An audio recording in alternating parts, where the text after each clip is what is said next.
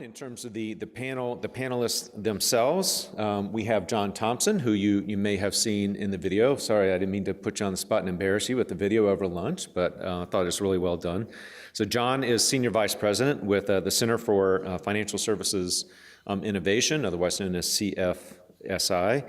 And he's the leader of CFSI's program team, where he's responsible for research, consulting, and innovation practices that advance consumer financial health, particularly concerning the intersection of financial services business models and client impact in facilitating financial health.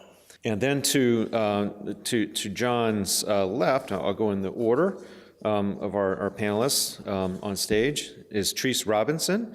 Trese is a program officer with the Greater Kansas City LISC, Local Initiative Support Corporation, pardon me. And as a representative, Trese is a representative to a national network of over 85 financial opportunities centers, or FOCs, where she currently provides leadership and oversight of Kansas City's local FOC network. So again, this is an illustration of excellent work being done in communities across the country. Trese possesses national and local experience in addressing systemic barriers to asset and wealth creation for low-income communities. And most recently, she developed a comprehensive outreach strategy linking financial capability and education to over 250 financial services providers. To the left of Trese is Amelia Reyes. She is the Director of Asset Development with Catholic Charities of Northeast Kansas, which I learned last night covers a 21-county catchment area. And Amelia, in her work as Director of Asset Development there, oversees all financial education and financial strengthening programs for the agency, including the Family Financial Transformations, an in-depth financial coaching program in partnership with Community America Credit Union. And she has also developed and manages the expanding Kansas Loan Pool Project, which is a predatory lending refinance program. So her organization is pulling people out of payday loans and intervening before those loans get flipped and continued. So pulling people out of those really expensive debt spirals associated with payday lending, a really, really creative and innovative model she's doing that with. And Amelia is also a member of the Money Smart Kansas City Steering Committee that we heard about earlier, and has been heavily involved with the CFPB's Your Money, Your Goals toolkit development. And lastly, my fine colleague, Terri Friedline, who you've heard from earlier today and is leading this Mapping Financial Opportunity project. Terri is assistant professor with the University of Kansas School of Social Welfare. She's also the faculty director of financial inclusion with the Center on Assets, Education, and Inclusion at KU. And Terri conducts research aimed at promoting financial inclusion, particularly among young people and families living in poverty, who may be at a competitive disadvantage for navigating an increasingly complex economic world. She aims to study financial inclusion through a basic bank or savings account as a gateway into the economic world, an alternative or complement to credit and debt for achieving economic goals, and an opportunity for acquiring and accumulating wealth as a way to help facilitate economic mobility, as we just heard about from Ray Bashara. So thank you all very much for joining us. I look forward to a wonderful panel discussion. So I'll turn it over now to Shawn as our moderator. Well, thank you, Matt. And I was asked to provide an energizer a little bit because I know we're after lunch and I'm looking around and I see a lot of people looking a little bit lethargic. So I'm going to mix this up a little bit. Do a quick activity here just to kind of get us engaged after the lunch hour, and we'll start with our panel. So I have a list of questions or statements here, and I'm going to read some of these out loud. And what I would like people to do is, if these statements apply to you, just go ahead and stand up. Stand up and then sit down. If you don't feel comfortable standing up, a hand raise will do. But again, this is a little energizer here. So number one, I have checked my mobile banking app today. If you checked your mobile banking app, stand up, please. Okay, Quite a few of us. Thank you. Okay, have a seat. I am carrying a picture of someone I love. Could be on a phone, could be an old school hard cap. Okay, well, nearly everybody. Okay, have a seat. I had a savings account as a child. Savings account as a child. Many of us. Wonderful. I have a 3-year-old daughter at home. Proud to say I opened a bank account for her on her 3-month birthday. So she's happily banked. I am wearing a family heirloom. Stand up if you're wearing some sort of a family heirloom. A couple of people, 3, 4. Okay. I was born in a state other than where I presently live. Sure. There you go. Okay, thank you. I can play a musical instrument. Musical instrument, okay. All right, almost half of us. I would rather read a book than watch television. Rather read a book. Okay, anybody? Favorite book you've read recently? Anyone?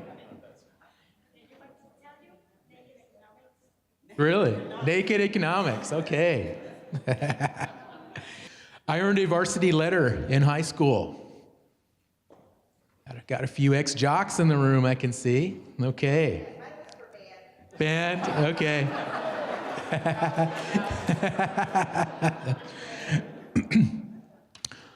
I know what the 3 C's of credit are. Few people. I know what the 4 C's of diamonds are. Whoa, well, ladies, it's nice to see where our priorities here are, huh? Okay, so let's review 3 C's of credit: character, capital, capacity, and the 4 C's of diamonds. Anyone? Cut, color, clarity, and carat weight. Correct. Okay. I speak more than one language. Speak more than one language. Quite a few of us. Bilingual or multilingual. Okay. I can rebuild an engine. Anybody in the room can rebuild. Here we go, Edgar, David, all right. So when that car breaks down with that 1 mile to go, these are the guys we need to call, right? I write songs or poetry. Okay. About ready to ask somebody to sing here, I don't know. I was raised by a grandparent. Raised by a grandparent. A couple of us. Okay. I am an only child. A couple of us, okay. I have won more than $2,000 cash. Slot machine, lottery, in the back, okay. A few people. I have gotten a parking ticket within the last year. Come on, come on. Wow, that's a lot of people. Okay, shame on you guys. Shame on you. I still write checks for some purchases. Come on, we're talking about financial inclusion, apps. Are you guys writing checks? What's going on here? I still write checks too. I like them. Okay. I can ride a horse. We're talking a real horse here, not a broomstick horse. I mean a real horse. Okay, quite a few of us. Wow, I'm impressed. Okay. I can bake bread from scratch. Wow. Almost half of us. Okay. I think the Kansas Jayhawks are going to win this year's national championship. Whoa, all right. There we go. I carry more than one cell phone. Okay, all right, quite a few of us, quite a few of us. Okay. I represent a dynamic, amazing community. Should be everybody here. Wonderful, wonderful. And one more, I'm excited to learn about how financial inclusion can improve household security on our next panel here. Everybody, everybody. All right, wonderful, wonderful. Thank you so much for participating. So I'm really excited to moderate this panel, and I've really enjoyed the morning discussions. So we've talked about, access to financial services and products and location of banking institutions. We've learned that it's a factor. It does matter. We've talked about financial products and what a good financial product can look like and what a not so good financial product can look like. So now what we want to talk about is financial inclusion and how it can actually promote or assist household security. And what I'd like to do is just pose the first question. And my question is, what do families need? What do families really need? We're talking about communities, we're talking about empowerment. And I'd just like to know from a baseline, what is it that families need more than anything when we're talking about financial inclusion, we're talking about products? And I'd like to go ahead and start with Terri, and we'll just work our way down the line here. Thanks. I think that I had a very well-prepared answer before much of our conversation today. So I think, from the, the research that Matt and I have done, the specific and very kind of narrow part of that question that we've looked at is, do families and households need a financial service in their communities, and especially for lower income households? And the answer that we found is yes to that. And there's much more nuance than that. The products and the qualities, the features are important. To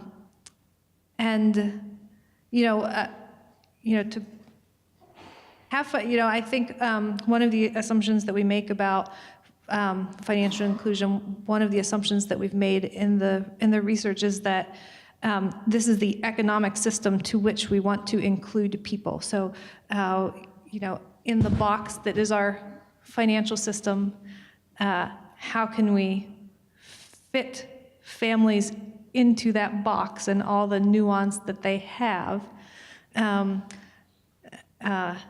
as a way to include them in a system that wasn't necessarily designed to be inclusive. So that's my brief and complicated answer, I think, to that question. Thank you. Well, I have a little bit of a different take. Coming from the social service realm, I think that families' needs are different. And we've talked about all morning that there are so many varying factors as to why families are in the situation that they're in, why they don't utilize this banking product or do utilize this one, and they're not all the same, because there's so many factors that play into how people end up in poverty or in situations where they don't have enough money to live day to day. And I'm sure we'll go into more detail about what all those factors are as we talk through things. But I think that families' needs really start with availability, number one, and number two, then what we do at our agency, and I think what's really important, is families need to say what they need and then figure out where to go from there. So it's not going to be the same for everyone. Our families have to tell us, our clients have to tell us what they need, because just like on our panel or any of us out here, what one person might need financially to get to where they want to go is not what somebody else might need. So there has to be a diverse amount of resources out there, and then there has to be people that are helping individuals navigate what they want in the end and how they can get there. And that's a complicated process. And so we have to recognize that complication and figure out a way to help walk with them through that and get to where they want to go. Thank you. Just comment real quick. So one of my favorite books, talking about books and TV shows, Anna Karenina, show of hands, if you've read it. So that opening passage, all happy families are happy in the same way, but all unhappy families are unhappy in different ways. And I think it really applies when we talk about, financial capability and financial security, is that when families are struggling, it could be a myriad of different issues that's going on. But oftentimes, if a family is financially secure, they're usually all pretty much secure in the same way in terms of, income coming in and stable credit and things like that. So appreciate that comment. I'm sorry, Trese, go ahead. Oh, no, that was perfect. I feel like Amelia must be my friend, because that was my answer. There really is no clear-cut answer, and I would be I don't know what's the word. I wouldn't be comfortable sitting up here saying that this is what families need, because every family is different. Every family has different makeup, whether it's the age, the demographics, just all the things that goes into it, as well as the community that they're in. One thing that is a common theme that we have seen here and that we all see is that we need better safety nets for those individuals and for those families. So whether that is safety nets that help them when they are into a predatory lending situation, and it's going to give them a better option. So maybe that safety net is working with banks. I love, it was Jeremy who said that earlier and talked about Holy Rosary Credit Union. Banks like that or credit unions like that who give them safe products, as well as diverse representatives who work there who are talking and explaining to them in their language, is beautiful, and it is something that creates trust. And so I also think that that's something that we need, is we don't talk about that a lot. We need to be able to trust families. Anyone needs to be able to trust those individuals and organizations that they're going to talk about those things.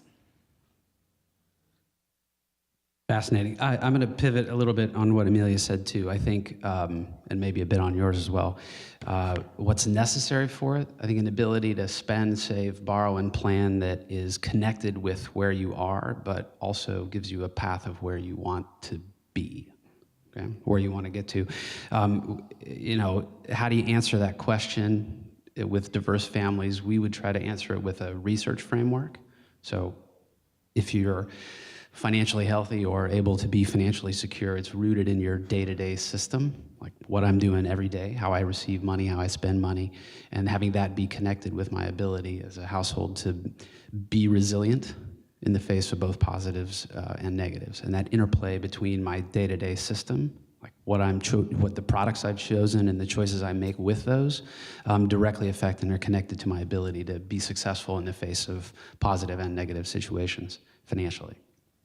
Okay, thank you. So I've been doing this work for about 10 years, and during that time, I've seen the field evolve so much. We're talking about technology, fintech, and mobile banking, and some of these new innovations. But specifically speaking in regard to your work and your field, talking about technology and how does that factor in, and what do we need to do in order to evolve our work and make these services and make these products and provide these opportunities to families? Where do we need to go collectively as a field? Terri, please. To mobile and where we need to go and how we need to think about that. So this is, a question that we often get asked when Matt and I have talked about the work, and if you've read, kind of the national news on the financial system in recent weeks, there have been a number of articles that have emerged with the title or the headline that has said, banks are dead, right? Banks are dead, we're moving to mobile. And so I think one of the things, from my vantage point as a researcher of where the field needs to go is to kind of move out of these kind of dichotomous binary conversations in which we find ourselves of, families need either or of some of these things. And, as I mentioned earlier, how we ask the research questions matter. So if that's kind of the shape of the conversation and the frame of our research questions, then we're, stuck, kind of mired in these either or debates that don't connect to your realities on the ground, delivering services, or the families who are experiencing them. And so from my position in that vantage point, that's a place that that I see that that I would like us to push is to get out of that kind of dichotomy or those either or conversations where we can be in better conversation about the good parts of each and how they matter and when they matter. So I very much agree. I think that, families that we work with often, and my team tells me a lot, there's a certain population out there that is not comfortable utilizing mobile banking. And for different reasons, either they're not comfortable due to safety, feeling not safe using that, or a lot of our more elderly or fixed income population either doesn't have access to it or doesn't understand it well. And so I think we need to make sure that we're not just totally quickly moving towards we have to figure out everything mobile or everything to do with technology, and acknowledge that there's always going to be a population that isn't going to fit their need and what their goals are or what they feel comfortable with. So I think that we need to make sure that that's not always the focus, because that's not going to be that way for a while at least. Maybe, 50, 60 years down the line, everybody will be great with using just only technology. But at this point, right now, yes, that's an important development in the field, I think, and we definitely can utilize that, but we have to recognize that that's not for everyone. And then on the flip side of that, I think that, as people are moving towards that, it comes back to, and I hear all the time, that trust factor. And I think that, my team conveys very well to me that, the real advantage we have as a social service industry that works with budget coaching and talking people through banking products and understanding what credit is and all of that, is that they trust us because they've come to us for stability in their life, and they have been coming to us for years.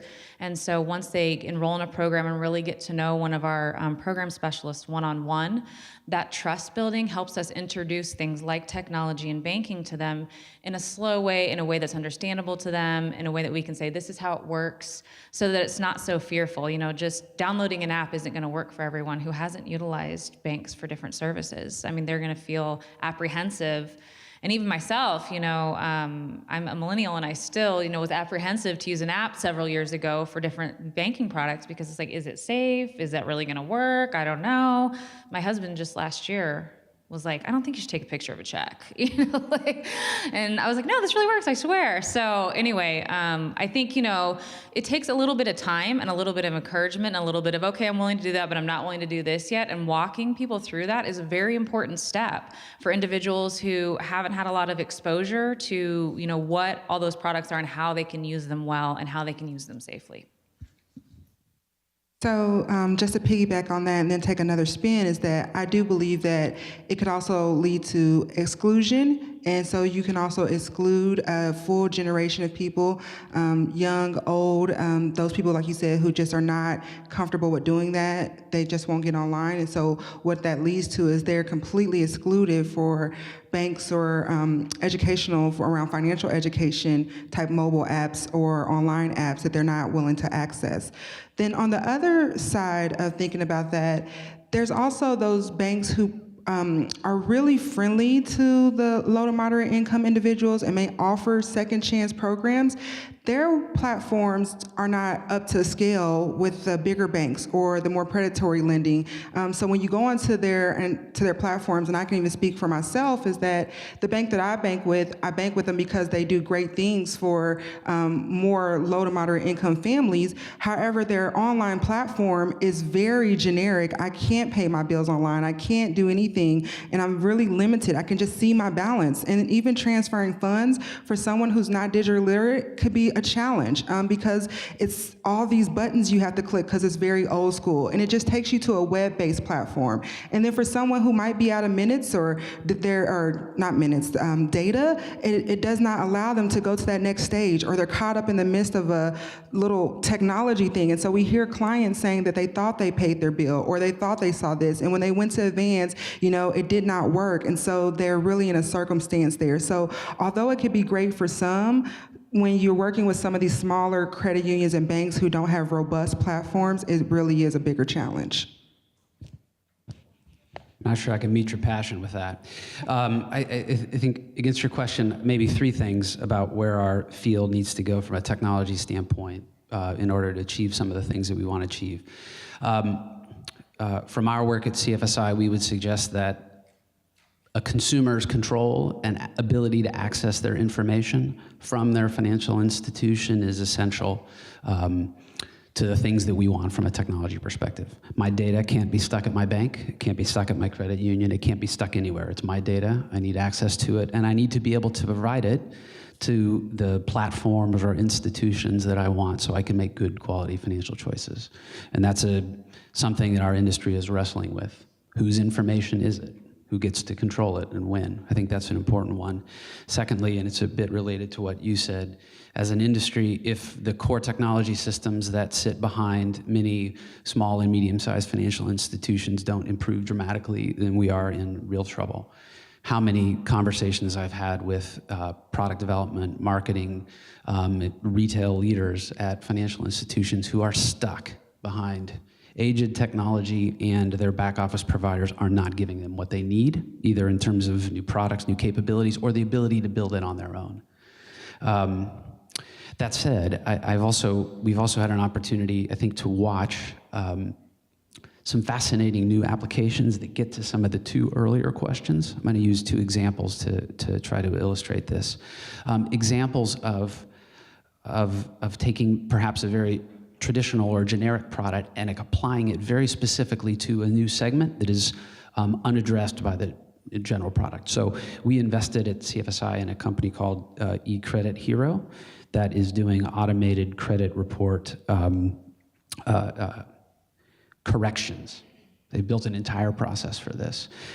Their marketing and acquisition is almost exclusively directed at and successful with minority communities, specifically African American women. This woman that runs this company is amazing, and her real skill set is consumer acquisition, development of communities and development of communities that build upon each other and connect them to what is not terribly difficult financial product to build.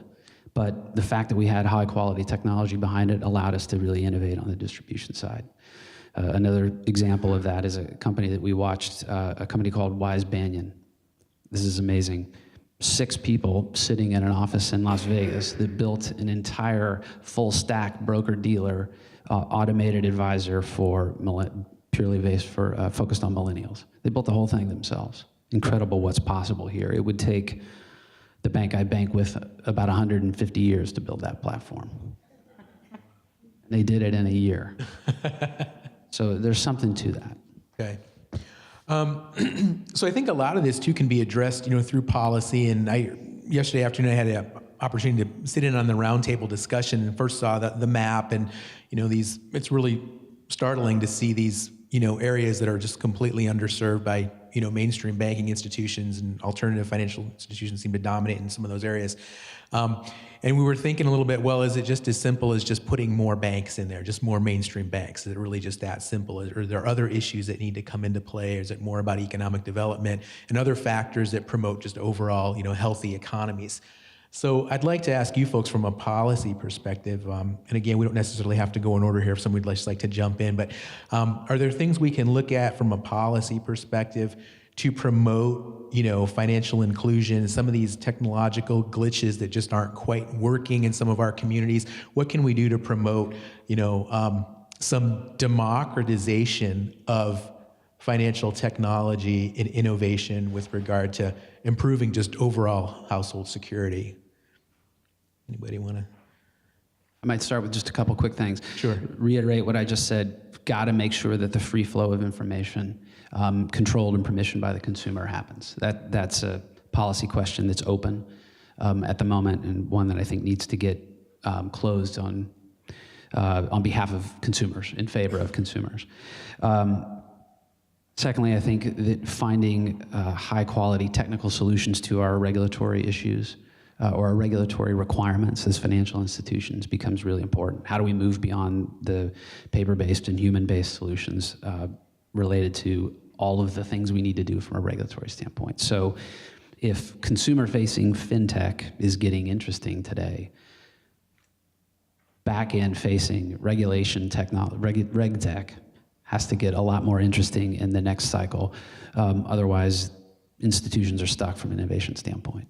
So there's a couple, I think, policy things that have to get tidied up in short order. Okay, thank you. We've also heard the theme of trust, and how can we get people to just trust some of these systems and some of this new technology? So anybody have any thoughts on what we can do to foster trust and a confidence in some of these new systems, and almost from a grassroots perspective in some ways, or from a research perspective? Anybody want to? So I think that in order to start to build that trust, it starts with, relationships. I mean, that's where, you need to start with trust. You're going to trust somebody that you have built a relationship with. So I think that's a good place for us to start, with the non-for-profits pairing up, or the more grassroots organizations pairing up with the banking institutions and what's out there, because there is that trusting relationship. And so if you can build from there, I think that's a really good place to start, to not only, because I know it's come up that some people aren't educated about how the banking system works, and it's pretty complicated, credit and the check system and everything. But there are a lot of individuals who are educated about it but don't trust it because they've been burned. And so to get to a place where you can trust it and figure out what's going to work well for you still takes that relationship of somebody kind of walking through it. And for some people, that might be their families, or somebody they trust, a friend or something like that. But a lot of people who live in poverty, the people that they trust don't always know where to guide them to either. So I think that's where non-for-profits role kind of comes in, social services kind of come into play, as we can be that sort of mitigator between the two, to hopefully help people build those connections. But the one thing that takes, I think, that is difficult to accomplish, is it takes an investment. It takes us investing in those families, and investing two things: investing time and investing money. And not just money as far as this is a product we can offer you, but money as far as we're going to spend the time with you to help you really figure out what's going to work well for you. And the programs that we have at Catholic Charities, I mean, most of the individuals enrolled in our financial strengthening programs are in them for a year. In the first 3 to 4 months, we meet with them on a weekly basis. And so we invest a lot of time, and I have a lot of costs on our end that are associated with my team meeting with those individuals, meeting them in their homes, at work, where it works for them, so that we can walk them through that process. And so that investment on the back end, I think long term, will help people to be able to be much more self-sufficient in the area of banking and finances for the long haul. But it takes that initial investment, and it's not a quick fix. It's not a one class. It's not going to be a quick app or anything like that. It's going to take time, and it's going to take some real investment for the long term. So I'll kind of add on to that, and I think that my piece I'm going to add on is something that all of us can do in this room, and I think that it'll take intentional partnerships and collaboration for our communities to trust us. They have to know that we are working together as partners to do what's in the best interest for them. And so thinking about this, so I'll use an example. LISC is an intermediary. Amelia actually probably works, she's client-facing, she works with client. We also have a university here. But the fact that we're all sitting here talking about how we do that, and then we go out to the community, and then they see all three of us, that's how you begin to build trust. When you just come in and build your bank or build something that you're looking to get serviced, your credit, or payday lending, whatever it is you're doing, your predatory auto loan places are there, and then I see you leave, and you don't get to understand my neighborhood. You don't come out to any of our events. You don't come out to our block party. You don't come to any of our meetings. You don't know anything about our schools.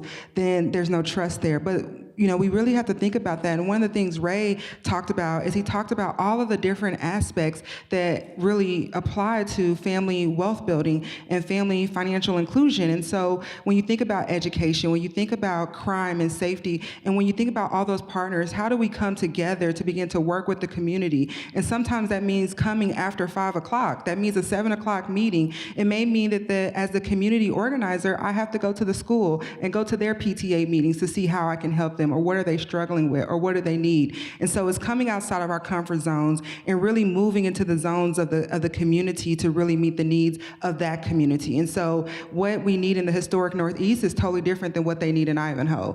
And so it's coming around that and building that trust and that relationship in that neighborhood.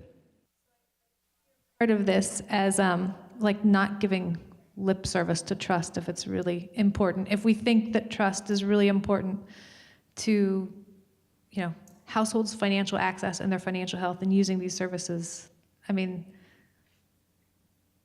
showing up at 7 o'clock requires a commitment, right? And we put our time and money toward the things that we think are worth committing to.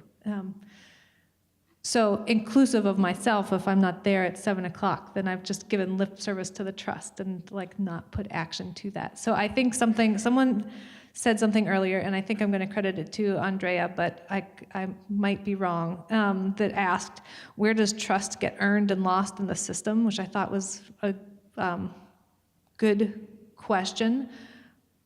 And if you're not there at 7 o'clock, I mean, you might not even have walked in the door and trust is not there. So then that means how much bigger of a lift it must take then to prove your trustworthiness, which, you know, proving something like that, like trust is earned. And it just strikes me, hearing you both speak about the efforts that you put into developing trust with the people that you're working with, that it requires an investment and hard work for that to happen. I might just put one thing on the end of it. As someone who works directly with financial institutions, large and small, we don't have a lot to look at in the last 10, 12 years to engender trust with financial institutions, given so many of the business models for products and institutions are either built on or exclusively or driven in large part by failure of consumers. And we got to get that fixed in order for there to be some level of trust based more than just on the good intentions of people that lead the institutions. We've got to see our financial institutions to see themselves in the business of financial health, as opposed to the business of banking or the business of financial services. So do I understand the financial situation of my customer and invest in that as the driver of long-term durable profits? Or am I driving metrics and indicators that drive my bottom line? We've got to find ways to help financial institutions, especially on the consumer side, see the success of their customer as the driver of success in their business, not two things that they measure to separately, but one connected thing that they measure to together. And once we see that established, I think that's a possible thing. That's something my organization's working on very directly. Then you operate in that way, you can earn the opportunity to be a trustworthy institution on the consumer side. And I think kind of to go to prove that gets a little bit more specific, but the program that we do that deals with predatory loans, is that something that when we help those individuals pay off those loans, the program specialists go with them to actually drop off the check. And we found that, the predatory lending industry, their business model focuses around them being friendly with their clients. And now they're not there for their greater good, obviously, but when an individual walks in there and is going to pay off a loan, we've run into multiple situations where they're like, are you sure you don't need this? Isn't your grandmother's birthday next week? Or what about that medical bill you had? They get to know their customer really well, and that's part of their business model.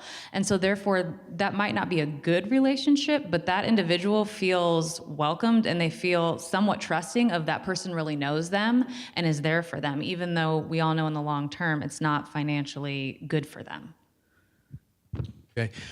What about the actual households, these communities that we're talking about? What can they do? What can we do, on the ground level? How can households and families and communities work to promote financial inclusion and assist us with the whole big picture? Does anybody have any thoughts on that? I would say I definitely am a big fan of community engagement. A lot of the times we leave out the individual or the family when we're making ideas or we're brainstorming, when we're planning, we're speaking on their behalf of what we think is best for them, and then we end up doing it to them, not with them. And so allowing them a seat at the table to discuss some of the ideas or things that we're going to bring in, as well as I'm a big proponent of two-generational approach. And so I think that how do we begin to work with the entire family and think about how are we preventing and doing preventative care. So a lot of the times we are doing a health assessment and we're only giving them pills and thinking that's going to change it, but we haven't thought about that because now that the child comes up and they're dealing with the same thing the parent did. But if while we had that parent in that class, we was working with the child at the same time and we're working both of them and they're both getting education and they're both learning and they're both going to go get that savings account together and they're both open those at the same time and talking about it. So I think two-generational is a way that we can really approach the entire household. And then also, again, not just doing it in our centers. I would like to challenge us to think about how do we do it in different places. The one thing that a lot lot of our sites do here locally and nationally, is going into other places. If we are doing it out of a school, there are certain schools that have family empowerment centers. So while the child is getting tutoring, the parent can begin to work on things such as finances or getting access to income supports or different questions that they need. So there's a representative there. A lot of the issues that we deal with is people have a hard time with transportation and getting around. So if they have to go take their child to school who gets tutoring, and then they have to go themselves to a financial opportunity center, or they have to go themselves to the WIC office, if we can be able to streamline that for them and offer them these services in one location to where it's convenient and they're getting what they need, it makes it more impactful and more powerful. Sure, yeah. And I think what we're really thinking about here is the limited bandwidth that some of these families have and just so many competing interests. So thank you. So I think I want to ask one more question for the whole panel before we open it up to group discussion and questions for you folks. But has anybody, can you share any specific experiences recently or even in the not so recent past where you've had an opportunity to be really creative or daring in terms of how you do your work and how you approach this whole topic of financial inclusion and household security? We'll start with you, Terri. Creative and daring and academic research seem a little bit like, I don't know if this is quite as far as oxymorons, but not always words that you hear in the same sentence, right? Because research is often constrained in a box by the data that we have available, and by sample sizes and just a whole range of things that limit what we're often able to do and say. So I think, Matt and I have been thinking that putting data on a map and making it publicly available is, one of the most creative things as academic researchers that we can do. One, because it means that we have to sit up here then and talk about these things, these lived experiences and the numbers, and does this match with what you see on the ground day to day? And to have that critique, so we appreciate your critique and your investment. And people had a lot of great responses this morning, which means that you saw some of these things and heard some of these ideas that people were talking about, had a reaction to them, and wanted to say and tell us about it, and that's great. And I think, from an academic experience, where my office is on KU, which literally sits on a hill in, a big white stone building, in a tiny little office in my desk, this feels pretty creative, and it's also not enough yet, right? So it's also, we're presenting a small sliver of what we hope that conversations like these will, help push some of those boundaries a little bit farther.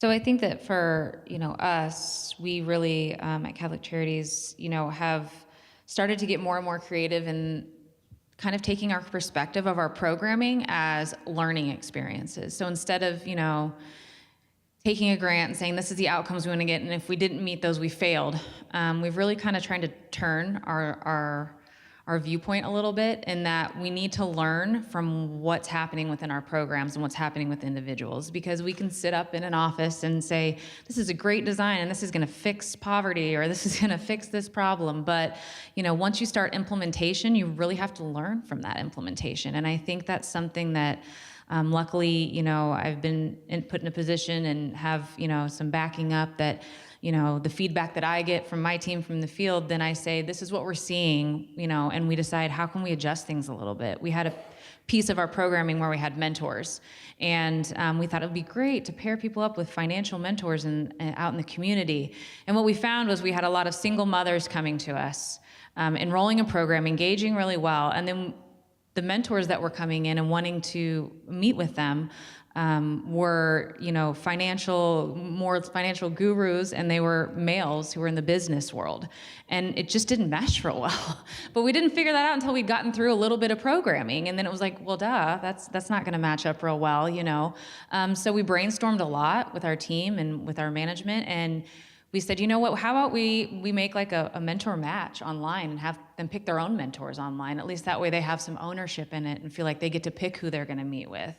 And we've had a much better response. So I think that understanding that the pieces of what you're implementing, you have to learn from and then adjust, will continually improve outcomes, as long as you're willing to adjust and you're willing to fail a little bit, along with the people that are working through their own financial journey.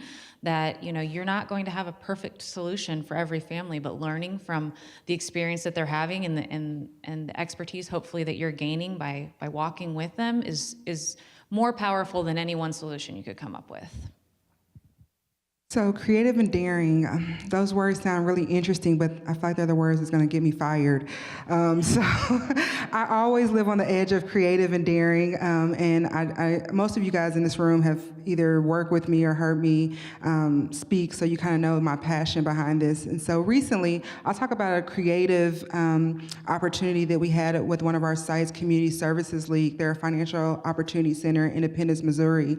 And we're finally excited to announce we were able to create a relationship with POA, which is a housing, affordable housing unit site there. And so we're there at the Hawthorne Place. It's about 745 units. And this really came out of that I am very passionate that, like, if LISC, who's involved in housing and community, if we just do this on the side and not integrate it, we have a big problem. So again, this is us going to the people, us realizing that these people, and I hate saying these people, my partners and my friends who we work with, they don't get off work till 8 o'clock at night, or their only time to meet with us is on Saturday. So we now have an office there at the Hawthorne Place, and that we're setting up all of the resources that they will get there. All of the children's aged 4 through 9 will get a child savings account that we're seeding at $500. There's also the Boys and Girls Club that is there. We also have other interventions to prevent them from losing their vouchers, because once they lose their vouchers, they can't get them again. So creative and daring and partnerships is really what we're doing, and being innovative around resources. USCAA is there as well with utility assistance and rent assistance and things of that nature to mitigate some of these problems. Daring it is, because if it fails, I'm probably will be out of a job, but we have to start somewhere. I had to find a bunch of people who wanted to meet at the table. We're partnering with the Independent School District. This subdivision, there's over 2,000 families, I think 1,000 children that are in these communities. How do we help these kids? How do we help these parents? How do we help them overcome things? Some of the students, you can have, they're split because the school line goes right through the subdivision or the complex there. So they're dealing with issues that we could begin to mitigate when they first move in. We can talk about what school do you really want your child to be in? And so we talk about the educational things, and we're working together as a full-on community with wraparound services there. So it is definitely creative. It has been such a fun opportunity. If you do anything in the Eastern Jackson County Independence area and you're interested in working with us, this is my commercial. But it's not for us, it's for the people. And if we really can take just this community and start something, oh, I didn't say, we're doing the FSS program, the Family Financial Self-Sufficiency program through HUD. So when their their rent increases because their income increases, those funds go into an escrow account. And that escrow account, we're working with Compass Working Capital, which is out of DC and the East Coast area. They are have high success rates for working and managing that program, so we're working with them as well. So there's a lot of national partners and local partners, and so definitely creative and exciting. Wonderful, thank you, Trese. Doesn't seem that daring, what I'm doing. I think a fun example, we had a financial institution, large financial institution, hire us to help them design their next generation of their checking account. They had consolidated like a dozen checking account platforms down to 2. But those 2 were still principally driven economically by the revenue they derived from overdraft. So we helped them build what we thought was the next generation. And met the bank on standards, really liked it, and they rolled it out, but you can't get it on their website. It's so annoying. And so we sat down and talked to them about that. Like we put all this time and effort into it. And finally got a chance for the fellow to sit across from us and say, you know what, I can't do it. I can't blow up my P&L. That's not the standard to which I'm held. And so, we were of course frustrated. There's 6 months, 8 months of work down the drain. But I think the daring part of it was to accept that reality that this particular gentleman was facing. Acknowledge its truth and say, okay, if that's the barriers that you're dealing with in your creative process, your decision-making process, show us, right? Teach us why.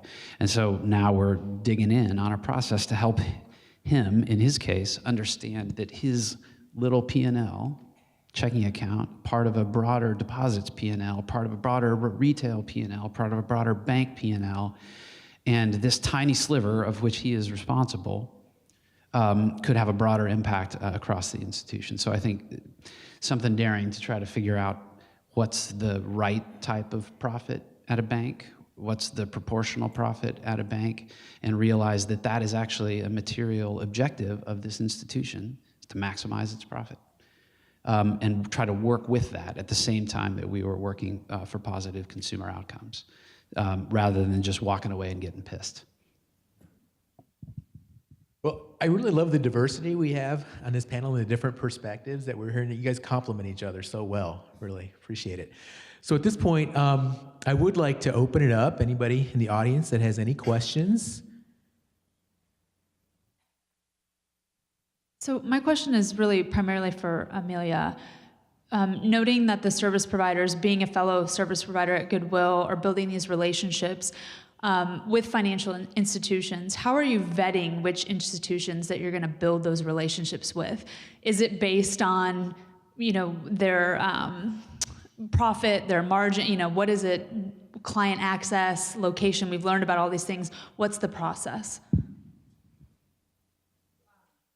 To be honest, the very beginning, 3 years ago when we really decided to start focusing our agency a little bit more on long-term financial strengthening, it was, what players were at our table already, the relationship that our CEO had with another board member, with somebody else, so we had a couple of banks that were really interested in doing a couple key partnerships that could launch some of our programming.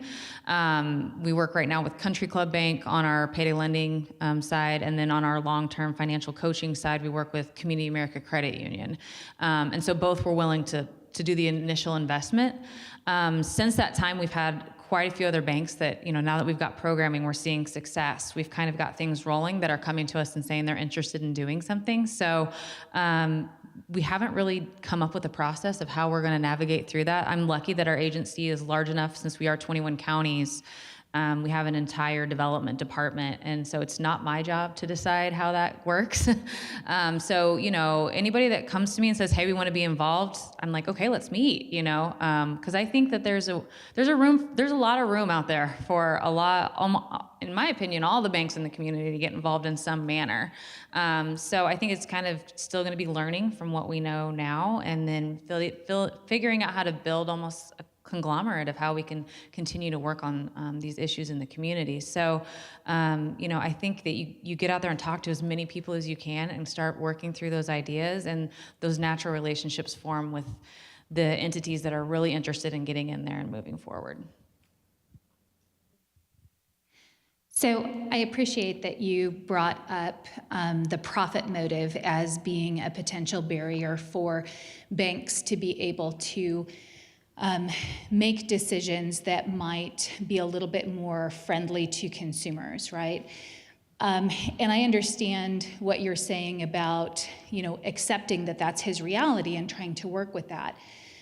But at the same time, if we recognize that this paradigm that in business is called shareholder wealth maximization, right?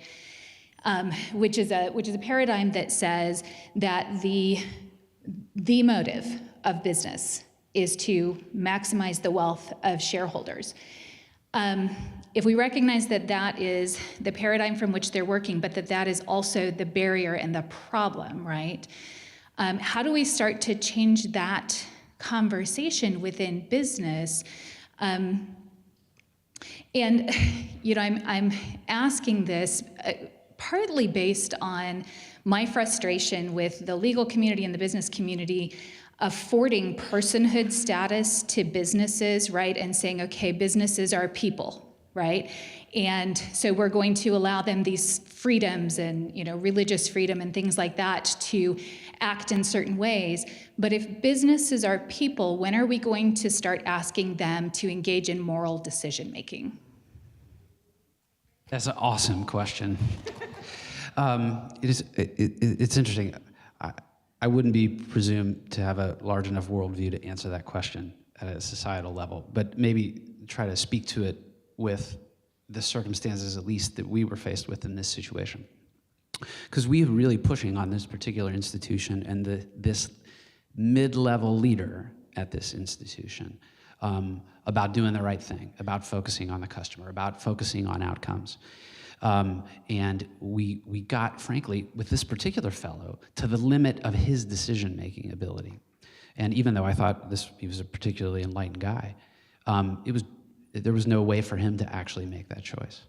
So it caused us to start to move up and be able to try to incorporate both, at least what we were pushing at that time, was a consumer-focused, outcomes-based measure along with the money, right? And to never let the conversation be only about money. Maybe we had to lead with that. Let me show you how this aligning consumer outcomes meets your business objectives, and then let's come back and talk about how it actually affects your role as an institution, your reputation, the long-term business that you're in. It goes back to a little bit about at least the conversation we've been trying to have with leaders of financial services of seeing yourself in the financial health business, not the financial services business. Are you a pusher of products, or are you a pusher of success for small businesses, for individuals, for families? And if we could find some way to connect those things, the drivers of those success, it could be a pretty powerful thing. That's our organizational theory of change, if you will. And there are other important ones. How do we defeat short-termism? How do we sort of revise the role of the corporation? But that's a question to just sort of stick in the front of my mind and keep it in conversation. So that's a great challenge for the rest of the room, too. Anyone else want to answer that? So I want to respond to say, I think that there are a lot of conversations like that are happening, perhaps not so much here today, but in other spaces, and communities that have been asking this kind of question, maybe in a variety of ways for a long time. Like predatory lenders. Why are you taking up shop in my community, right? Over decades, and Occupy Wall Street. That movement kind of asking who is our financial system serving, and movements to, pressure the specific example of, divesting from Wells Fargo that is, helping to fund the Dakota Access Pipeline, and, all of these, all of the ways that our financial system is embedded in very moral decisions that there are, others taking up those questions in real and in active ways. And obviously, we all haven't figured out solutions to those things, right? But are important, I think, questions to ask and critiques to raise, and for movements to push toward.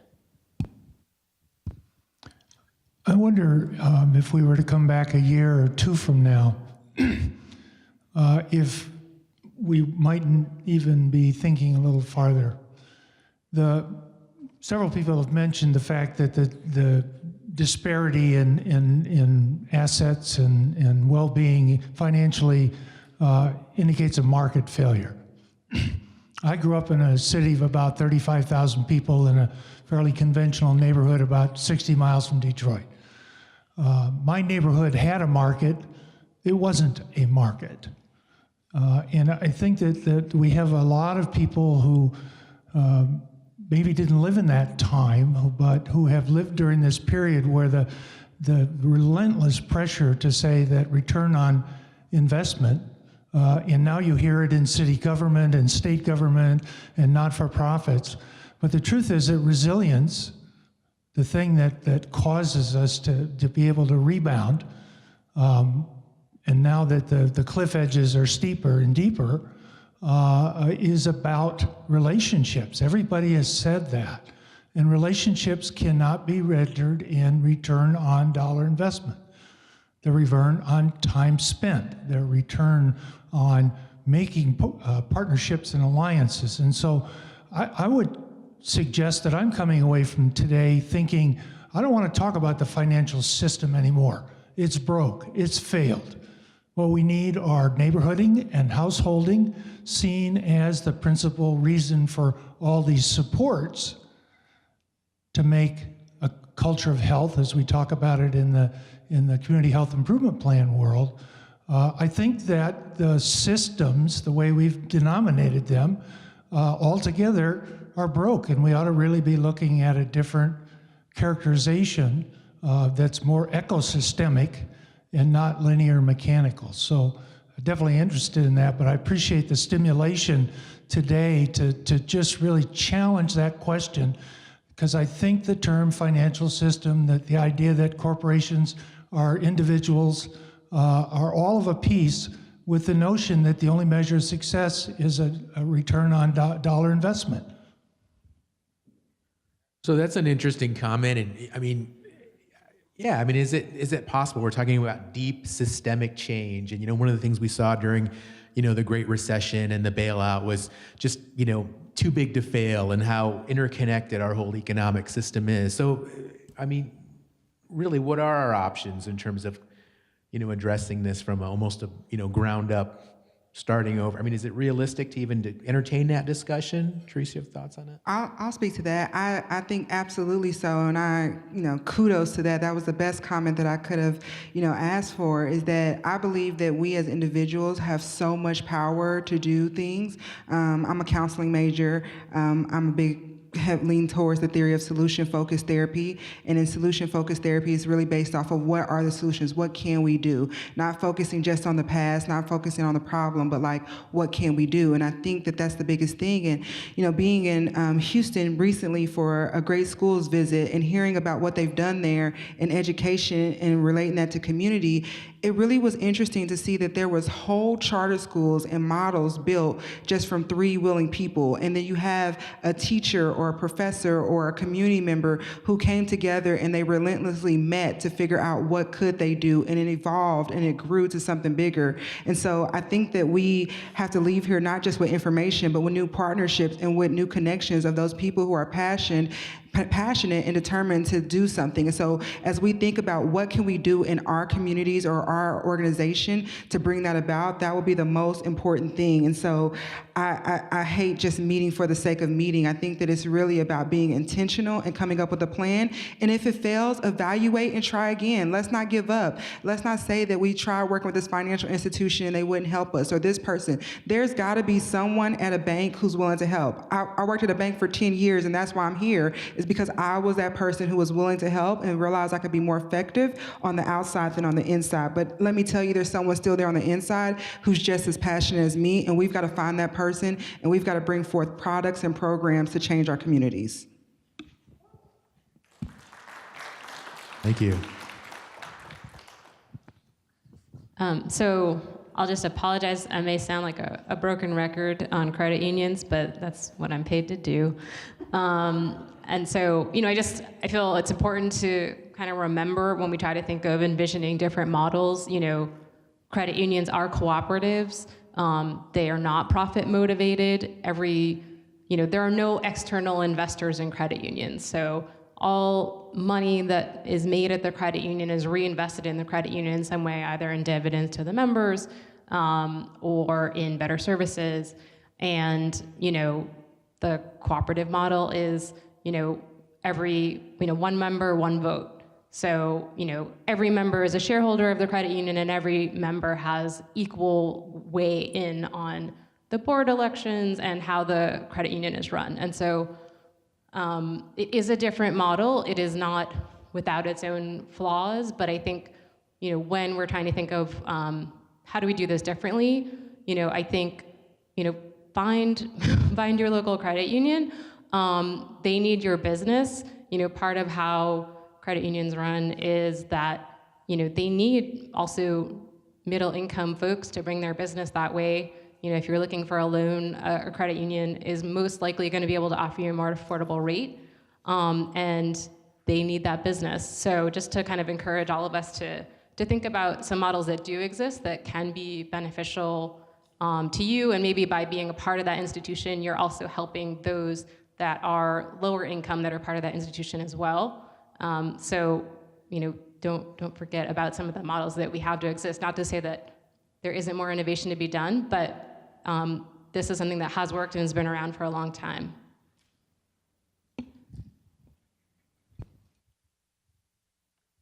Looks like Andrea has a question. Alex? Alex and then Andrea. Thanks.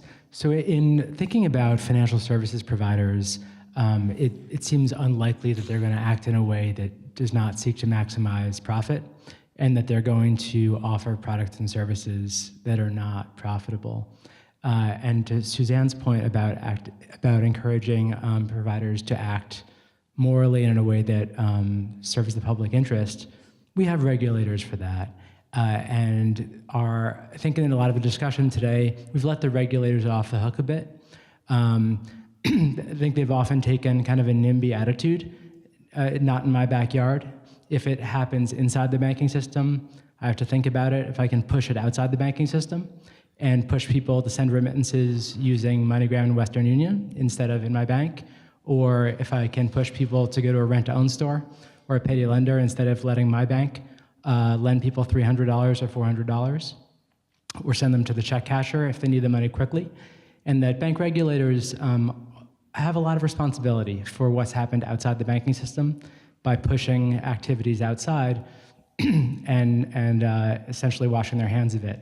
If it involves low and moderate income households, while we have a banking system that works quite well for the upper middle class and the middle class, I wonder how you see the role of regulators in creating the kind of financial services system that you've outlined based on the work that each of you is doing.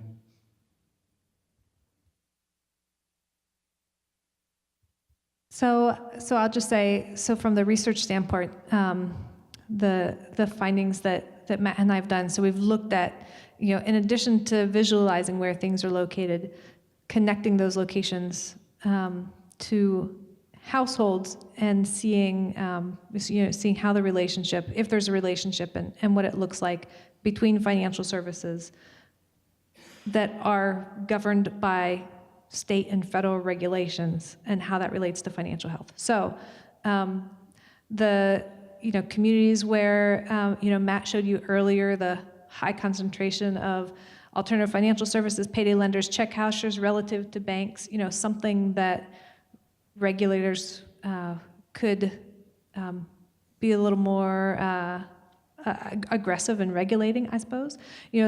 That tipping point in the concentration of financial services, when there's more of those alternative financial services, negatively relates to households' financial health outcomes. So negatively relates to being able to pay bills, afford monthly bills, being able to save for emergencies, accumulate assets. So that, so from my vantage point, from some of the research that we've done, that's one opportunity for regulators to look at how they're making decisions about where these services can locate in communities.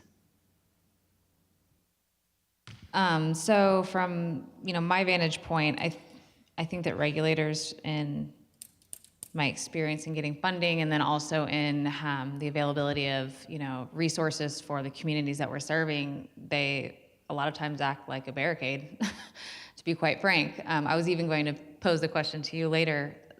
You said you would like the credit unions to take on the small dollar lending, but the problem there becomes the regulators and how to get around that, because most individuals that are taking out small dollar loans either have poor or no credit, or their debt to income isn't going to meet the needs that the regulators have. So it's a huge problem. I don't know of a solution to that problem off the top of my head. I mean, for me, I think that My hope is that long-term with the programming that Catholic Charities is doing, that I'm going to be able to prove with data that the population that is considered, not worthy of banking is bankable. It's just that we have to find products that are cost efficient for the banks, but meet the need and might not be hugely profitable. So there's got to be somewhere in the middle there that we can meet. I also, have some ideas about, that social services need to be part of banking on a regular basis in order to coach people through to get them to a place where they are banking successfully without falling into all the debt-falls and the traps that are out there. So I think that the pairing of those in a little bit more of a meshed way could be a real viable solution long-term to how banks can offer products to those that are considered not bank-worthy, but then have extra resources built in to those products so that people are kind of getting help along the way and not just, here's this product, figure it out, and that's it. So the work that I do work quite a bit with a few bank regulators and sit on some committees with some of my good friends. And for me, it's not about letting them off the hook, quote unquote, but it's really about educating them. And so I try to educate and provide opportunities or recommendations about things that they can do. And so I use my experience, my understanding, the stories from our partners that we work with, to really educate them about some of the products that might be cost effective but also make a big impact in these individuals' lives. I challenge them and ask questions of, is CRA something you're just required to do or something that you want to do? I give them things to go back and tell their leadership, because I realize that as well that they are dealing with the bureaucracies that they work for and all of the red tape that they have to go through. So the more that I can provide them, we have conversations. We talk about the challenges or where they're looking for, and so it's just kind of a conversational for I can go back and sometimes and get information from clients about would this be beneficial or would this be something, and although I may have thought it would have been beneficial, it really would not have. It would not have been what they needed in their particular community. And then also it's working with the banking partners for me in that community. So sometimes it's not necessarily trying to change the leadership of a bank or the big president of the bank. It might be having that branch and that branch manager understand and getting them to communicate things on our behalf. For us, we don't particularly find one bank for our clients in any of our FOCs. We lay out a suite of clients. We called all of the banks in those areas who offer products to low to moderate income individuals. We asked them to explain it. We asked them if they would come out to us and to present to us and to explain it either to us or our clients. And so by challenging them and putting them in front of us and our clients, I definitely could see that they came back and they began to think about, I need to do something better. So having that conversation that felt less like pressure but more relational was beneficial. I love this question. Maybe try to answer it with a couple of simple things, hopefully. I think maybe I'd ask for a focus on principles rather than just rules, generally. Number two, supporting, encouraging, and frankly demanding innovation from a technology, product, and process standpoint at the institutions they oversee. And maybe third, this is going to sound Pollyannish, I know, but I look young, so I can do this. The role of regulated financial institutions is critical in our society, and they're important parts of our communities, of our nation, of our world. And how can our regulators help us get hope and aspiration back in this industry as opposed to fear and protection without, losing the focus on making sure consumers don't get hurt. I think we need to restore this institution as one, or this sort of sector of the economy as something that's moving forward as a beneficial part of our country. And it feels like we're rooted in fear right now, fear and anxiety everywhere. And I'd really like to see that.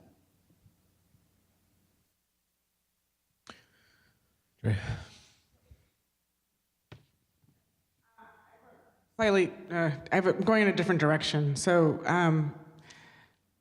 and I was listening, so I didn't get a chance to like formulate what I was going to say. But earlier we were talking about how people are hesitant to talk about their money. So I'm going to ask us to think about our organizations and our money.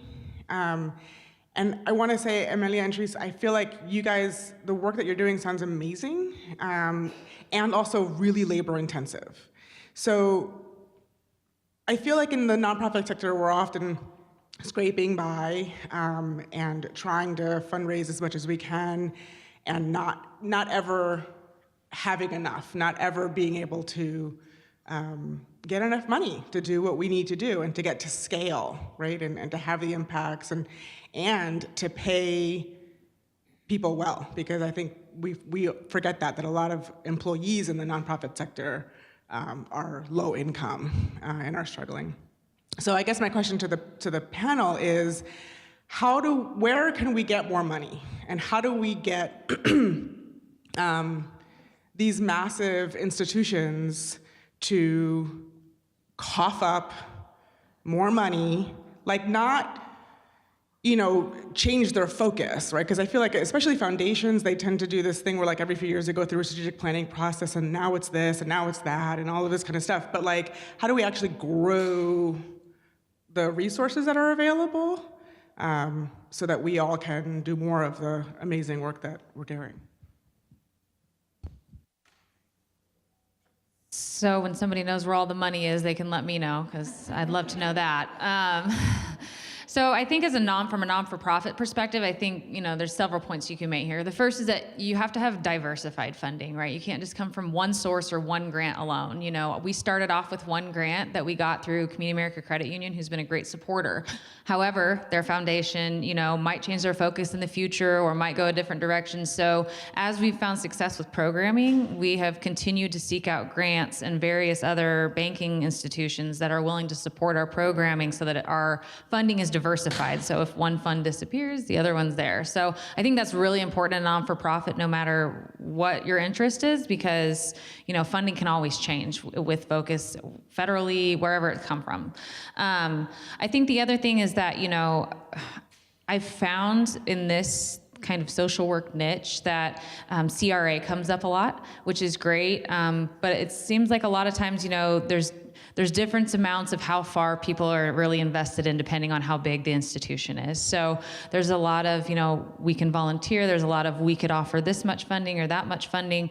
But it takes a lot of time and conversations, to figure out how you can match that all together. So I don't think there's like a magic, spell to it all that's going to just say, okay, it's all just going to come together in this great one way of presenting it. And then they're going to say, yep, here's a check. But, I think another thing that we can do as non-for-profits is really, as I was speaking to before, look at outcomes and not necessarily outputs, because just like the banking institution is looking at profits, those outcomes, if we're showing that we're really impactful, then we can at least make a case for, we're really having an impact here, and this is how we can prove it to you. Or we thought we were going to have a great impact. That impact isn't what we expected, but this is what we learned, and this is what we want to do. So I think both those things are powerful, and that's about the cards that we hold. And then, getting out there and making those great community connections and finding out who has the same mission and the same vision, and what other non-for-profits have the same vision. I don't consider us to be in competition with any other non-for-profit out there that offers similar services. I work with all kinds of people on Money Smart through AEI and all these various groups in Kansas City, and I think we all look out for each other a little bit, and I consider that a huge asset to my organization. So I think that's an important piece too, because I find out about other funding sources or way that people have been creative with funding to get through different times where maybe they didn't have everything that they needed. And to piggyback on that, I think diversifying the funding is the biggest thing. With us, we've challenged businesses and developers in our communities to actually give back. As most of you guys know in this room, we're going to be doing an RFP for a Kansas site. Those funds were partially supported by a developer who was going to build in one of our communities, and we went and felt that they should also give back to what we're doing to help build the community up. And so they were kind enough to give us us a grant to support us creating a financial opportunity center in the same state and area that they're doing their development in. Also with businesses, we don't think about how do we challenge our businesses to give back.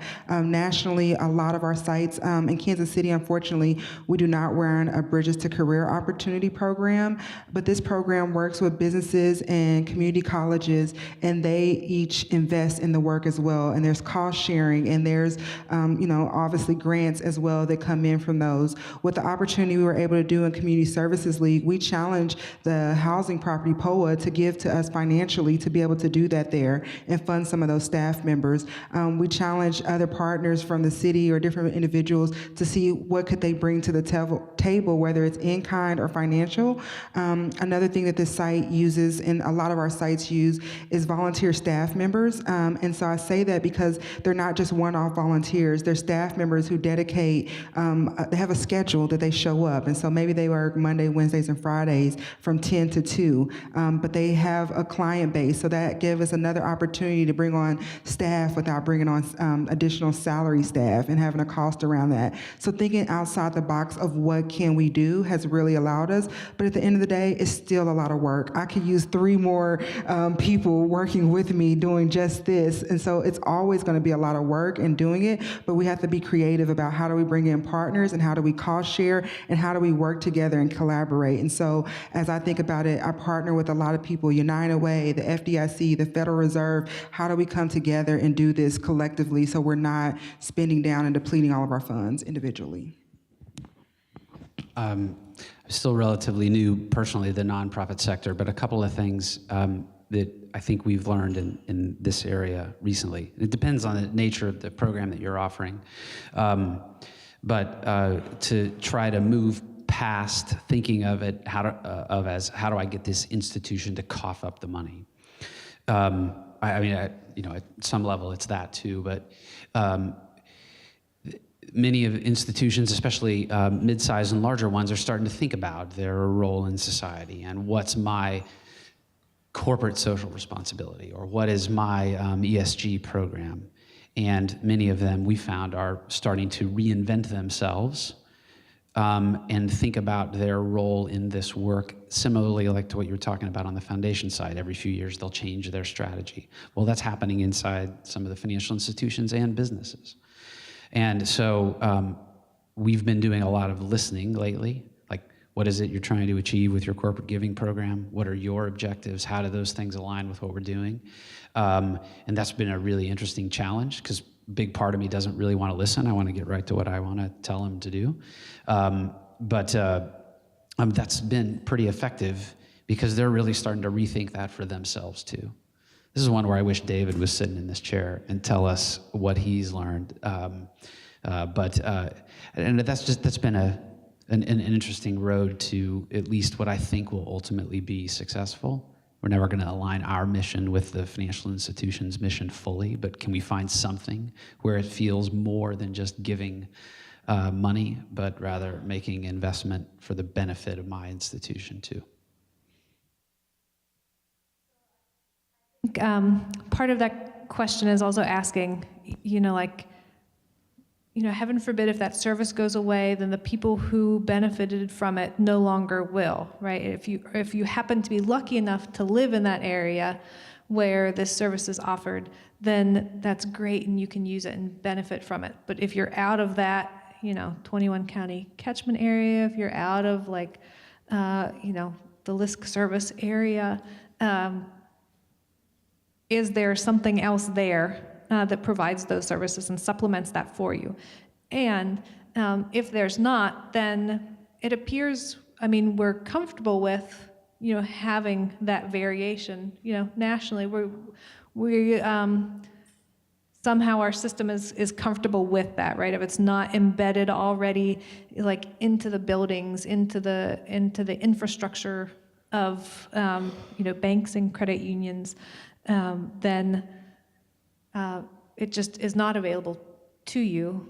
And so that, kind of thinking about also, how does place matter? Does place matter? There are locations where there are amazing things happening. So Dave from CFE Fund, who unfortunately had a delayed flight and isn't able to be here, has been working, they've been working to develop coalitions in cities that are helping financial institutions, better provide safe and affordable financial products and services. There are some amazing credit unions in communities offering, really important services to their communities. If you're lucky enough to live in one of those cities or live in one of those communities, then you have those services already embedded within the financial institutions that nonprofits might not have to make such heavy a lift, but there are these gaps, right? That if you're not lucky enough to live there, if you're not lucky enough to have the nonprofit that's invested in your financial health or in the financial health of your community, then you miss out tremendously. And given that we haven't solved that, and it seems like we, have smart people who are, make decisions that it's a problem that is, able to be solved. We haven't done so yet. Why not? But that says something about what we value and don't value in financial services. Okay.